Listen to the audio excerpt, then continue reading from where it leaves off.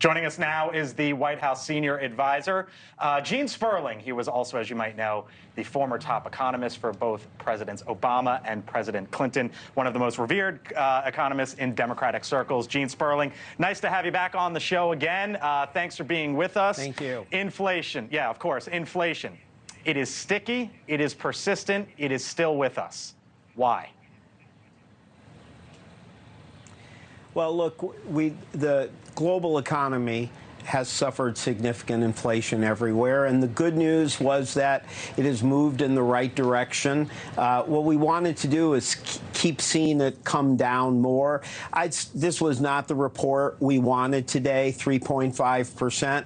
On the other hand, the report the Fed looks at mostly, which is the PCE, that came out most recently, had 2.5% and 2.8% for core inflation. We know there are areas where prices are down, from dairy to used cars and trucks, but still, I think that I think people are understandably frustrated that there are still prices that even have come down. Groceries were flat 2 months in a row, but people look and say that's still higher than I remember, several years ago. And we understand that.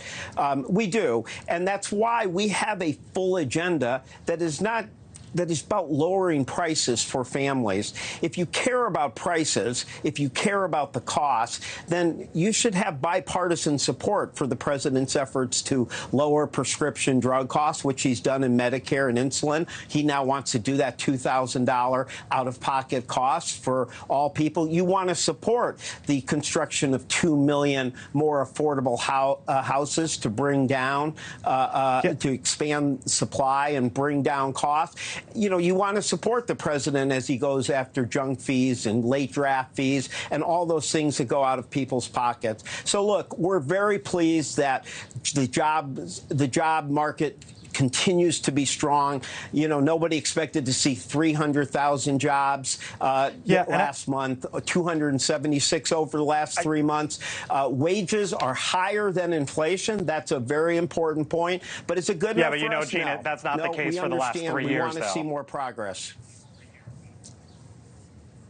What's not the case for the last 3 years? Wages more than inflation.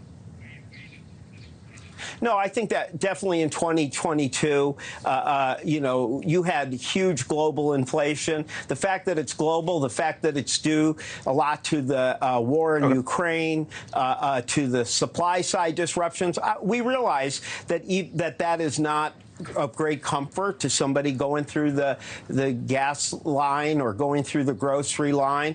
But the fact is that we've also had a very resilient recovery. You have to look at the whole picture. Prices have come down, not enough. Costs are coming down in areas where we can have a policy effect. You've got the longest run of unemployment under 4% in 50, 60 years. You have a strong job market. Are things perfect? No. They are not good enough on the price and the cost side. But, let's take a real reasonable look at the entire economy. And we want to appreciate both what's going well, what's improved, but it's still not good enough. And that is the area of prices. Yeah, no, there's clearly still a story to tell on both sides, Gene. Real quickly, before I run, Jamie Dimon, head of JPMorgan Chase, you know this. He sees as much data, talks to as many folks as anyone there is. Here's what he said in his letter earlier this week. He said, markets seem to be pricing in at a 70 to 80% chance of a soft landing, modest growth, along with declining inflation and interest rates. I believe the odds are a lot lower than that. Basically, he is more pessimistic about a quote-unquote soft landing than the average person. Is he wrong?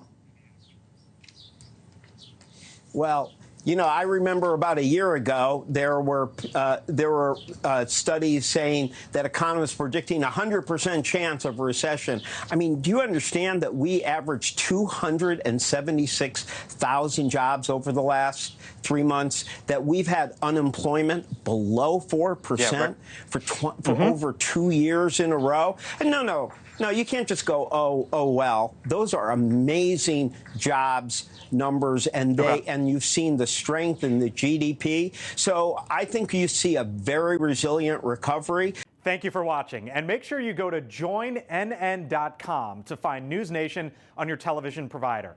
And don't forget to click the red subscribe button below to get more of NewsNation's fact-driven, unbiased coverage.